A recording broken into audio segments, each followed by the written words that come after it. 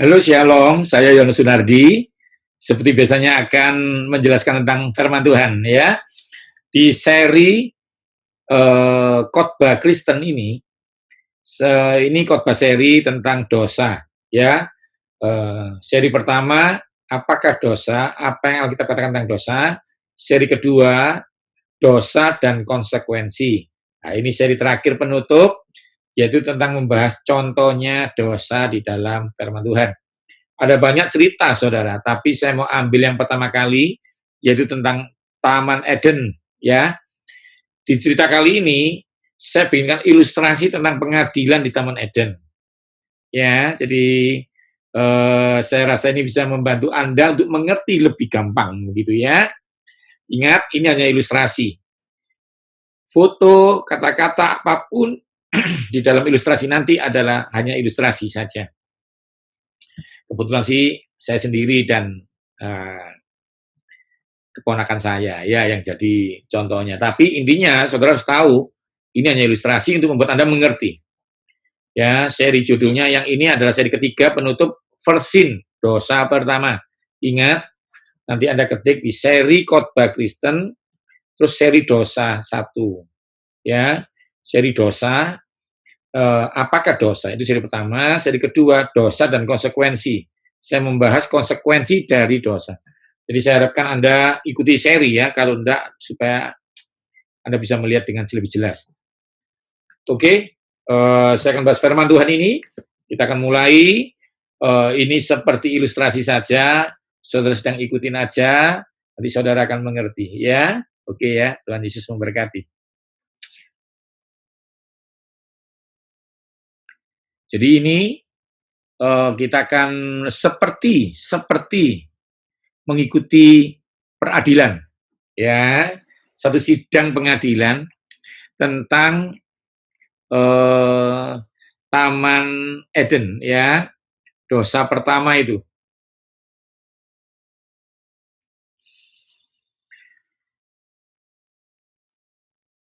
Awalnya, saudara, itu ceritanya tentang ini. Tuhan Allah memberi perintah kepada manusia. Semua pohon dalam taman ini boleh kau makan buahnya dengan bebas. Tetapi pohon pengetahuan tentang yang baik dan jahat itu jangan kau makan buahnya. Sebab pada hari engkau memakannya, pastilah engkau mati. Jadi ini saya kasih ilustrasi, Anda harus ikuti khotbah yang awalnya, saya ulang lagi ya. Upah dosa itu maut. Ya, itu dibahas dan tentang dosa, saya membahas bahwa semua pasti ada masanya. Baik yang baik ataupun yang jahat. Karena Tuhan tidak memandang orang. Nah, ini lebih jelasnya karena langsung kita masuk ke dalam tokohnya ya, yaitu Adam, orang dosa pertama kali yang membuat kita dianggap berdosa. Jadi kita belajar sama ini aja dulu. Ya. Jadi kalau kamu belum mati, ya tunggu. Ya, sama dengan orang berbuat baik, kalau diberkati, sabar. Kita ikuti ya. Apakah Anda siap? Ya oke ya. Kita akan mulai sistem pengadilan. Ini ilustrasinya begini. Jadi ini kan kalau saudara lihat ya, Adam salah, Hawa salah, ular salah. Tuhan tanya, siapa yang salah ini? Itu kan itu. Nah, anggap aja seperti pelaporan. Jadi dilaporkan Adam salah, dilaporkan yang kedua siapa? Hawa salah, yang ketiga siapa? Ular yang salah. Kita ikuti ya. Ayat firman Tuhannya begini. Korintus mengatakan begini. Paulus bilang, saya takut bahwa kamu akan sama seperti ular menipu Hawa oleh pengkhianatannya. Pikirkan Anda mungkin akan tersesat dari pengabdian yang tulus kepada Kristus. Ingat ya. Cerita yang menarik, kenapa saya ceritakan ini? Karena ularnya masih hidup sampai sekarang. Hawanya mati. Ingat ya. Setan nggak bisa mati sampai dihukum Tuhan. Nanti ya di neraka ya. Saudara hanyalah manusia yang ditipu. Dan penipu itu akan tertawa waktu Anda mati. Dan benar Hawa mati. Setannya tidak mati. Cuma Anda harus hati-hati dengan cerita ini ya. Karena ularnya masih hidup sampai sekarang. Ular yang menipu Hawa masih bisa menipu Anda. Saya ulang lagi. Ular yang menipu Hawa masih bisa menipu Anda. Kita mulai ya. Nah, ini saya ilustrasi. seperti pengadilan. Akhirnya ular, Adam, dan Hawa diadili. Karena Adam bilang, oh yang salah ini perempuan itu, Hawa. Hawa bilang, yang salah ular. Ularnya minta naik banding. Nah, ini hanya ilustrasi ya, supaya saudara tahu. Setan itu hanya penipu. Saya akan bacakan ilustrasi ini, ikuti aja sampai habis. Jangan putus. Sidang gelar perkara peristiwa tragedi Taman Eden. Nah, ketok palunya ya. Nah, seperti itu ya. Ini Anda lihat foto saya, jadi Adam. Ini ponakan saya ya, Karen. Jadi Hawa, ularnya ya tetap ular aja ya. Ini hanya ilustrasi ya. Wanita yang kau berikan untuk menemani aku, memberiku buah dari pohon itu, dan aku makan. Terus Tuhan tanya, Adam, kamu di mana? Gitu ya. Saya jawab gitu, Adamnya ini. Lalu itu terlapor satu. Jadi dalam pengadilan pertama sebelum apa-apa itu masih dilaporkan. Yang kedua, perempuannya bilang begini, Hawa, ular itu yang menipu saya dan saya makan. Sekarang, ular, kenapa kamu? Wah, ular bilang, naik banding saja Tuhan. Ini hanya ilustrasi ya. Akhirnya tiga-tiganya dilaporkan. Terlapor satu Adam, terlapor kedua Hawa, terlapor ketiga itu ular. Oke ya. Investigasi penangkapan pesta buah terlarang di TKP Taman Eden. Tahap pengumpulan data otentik, hukum apa yang dilanggar, mengapa dilanggar, dan siapa yang melanggar. Berita acara gelar perkara di TKP Taman Eden. Mengambil, memakannya, memberikan. Itu 3 langkah-langkahnya. Kejadian 3:6. Ketika wanita itu melihat bahwa pohon menghasilkan buah yang baik untuk dimakan, menarik bagi mata, dan diinginkan untuk membuat orang bijak, ia mengambil. Yang pertama mengambil sebagian dari buahnya dan memakannya. Yang kedua memakannya. Yang ketiga, dia juga memberikan kepada suaminya yang bersamanya dia, dan dia memakannya. Ada memakan. Jadi ingat, kita bahas ini. Yang pertama, sudah jelas, berita acara mengatakan apa? Ada peristiwa mengambil buah, ada peristiwa memakannya, ada peristiwa memberikan. Saya ulangi lagi, ada peristiwa mengambil, ada peristiwa memakannya, ada peristiwa memberikan. Penetapan perubahan status terlapor menjadi tersangka. Anda lihat ya, dari terlapor menjadi tersangka. Adam terlapor 1 menjadi tersangka 1. Hawa terlapor 2 menjadi tersangka 2. Ular terlapor 3 menjadi tersangka 3. Beberapa bukti pelanggaran kasus dari hasil rekonstruksi ulang yang ditemukan di TKP. Nah, ayo kita belajar. Beberapa bukti. Jadi harus ada bukti. Ular protes. Tuhan, saya tidak pernah salah. Dalam berita acara ada mengambil, memakan, dan memberikan kepada Adam. Saya tidak pernah memberikan buah kepada Adam. Nah, setannya protes begitu. Adam bilang apa? Dari wanita. Wanita bilang, saya diajari ular, bertengkar, harus ada bukti. Untung ada CCTV. Ya, tapi ini hanya ilustrasi ya. Saya bayangkan di Taman Eden ada CCTV-nya. Oke ya. Nah, sekarang kita lihat ini. Ya, kita lihat. Nah, itu sudah kelihatan tuh kamera. Ini misalnya nih ya, kamera 1.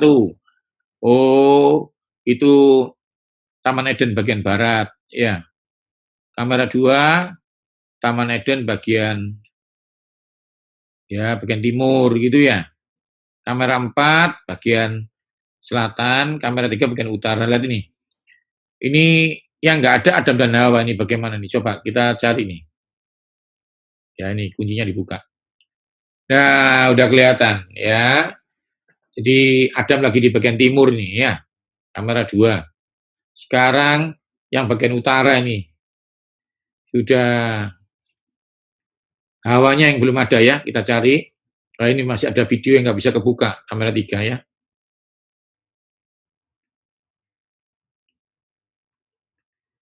Nah, ini kamera 3 ya. Masih loading. Nah, ini udah ketemu. Anda lihat ya. Ternyata kondisinya Hawa sedang bertemu dengan ular. Ayo kita lihat foto-fotonya saja.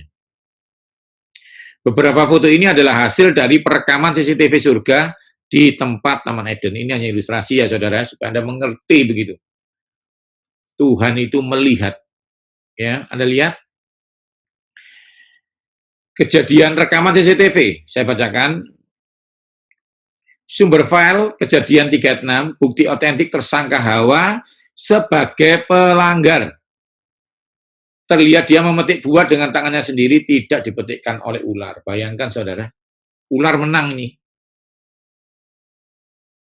Ular menang karena dia tidak terlihat memetikkan buah untuk Hawa. Hawa terlihat memetik sendiri.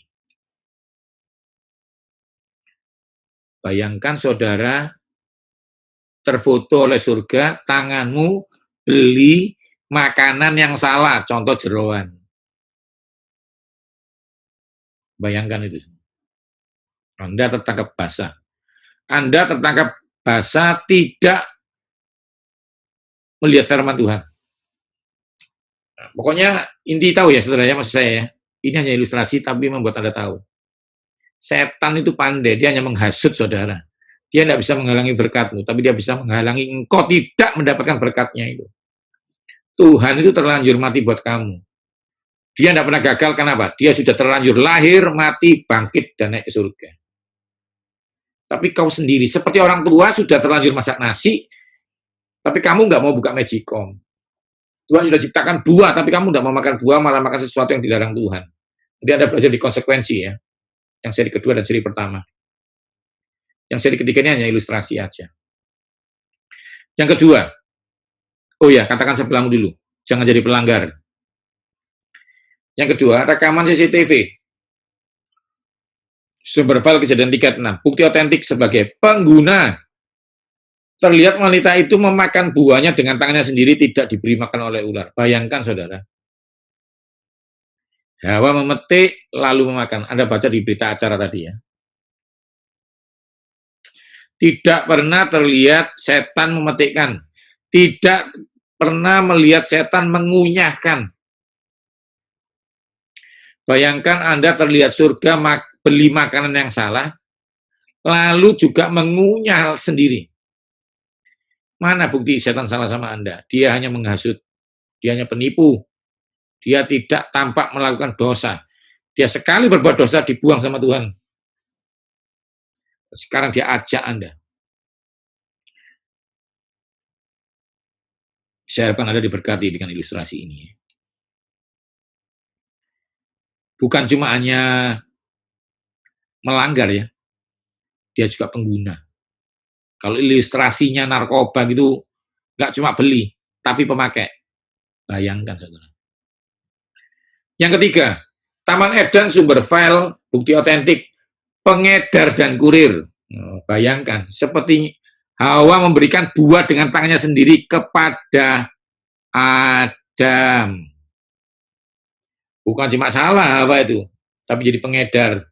Ajak Adam salah. Saya sering kali kasih ilustrasi, dia panggil suaminya begini, "Ko Adam, ko, sini ko, ayo ko, kita makan buah yuk, dosa sama-sama."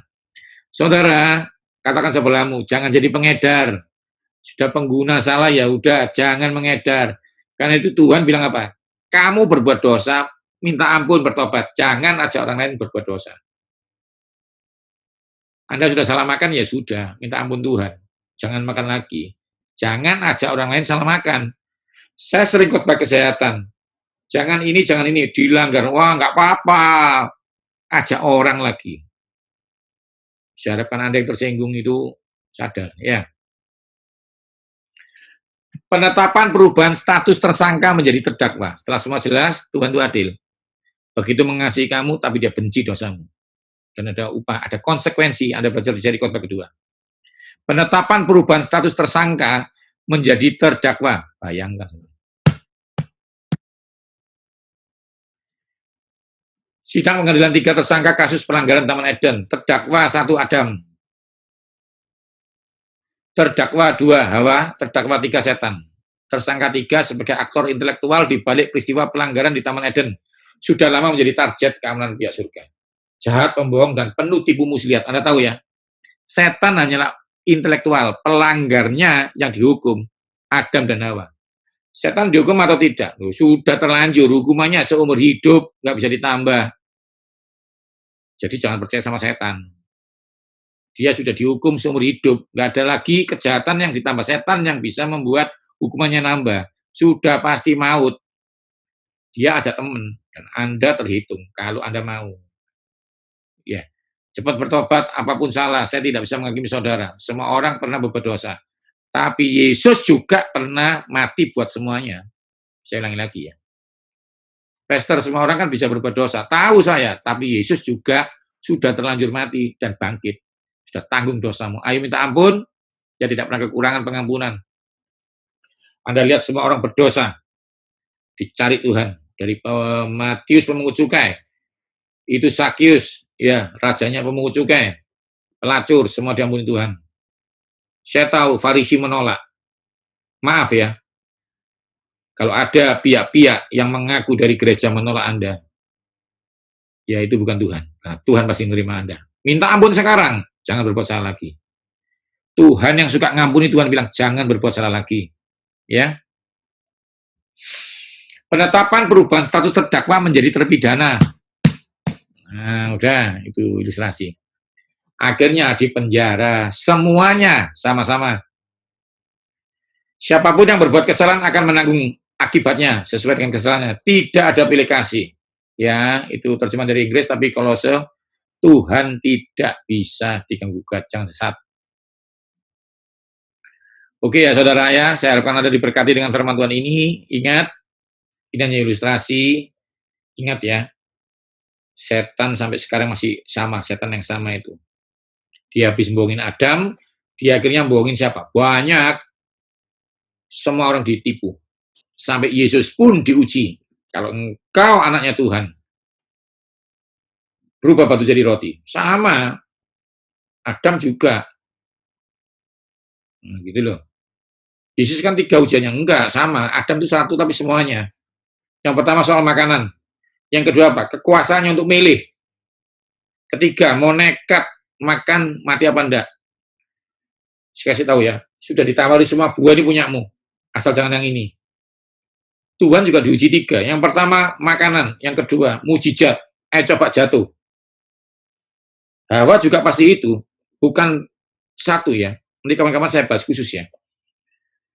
Ayo, kalau kamu makan buah ini, dia bilang, enggak nanti aku mati. Enggak mati kok. Persis waktu Tuhan jatuhkan dirimu itu. Enggak mati kok. Yang ketiga, kalau kamu mau kuberikan semua itu.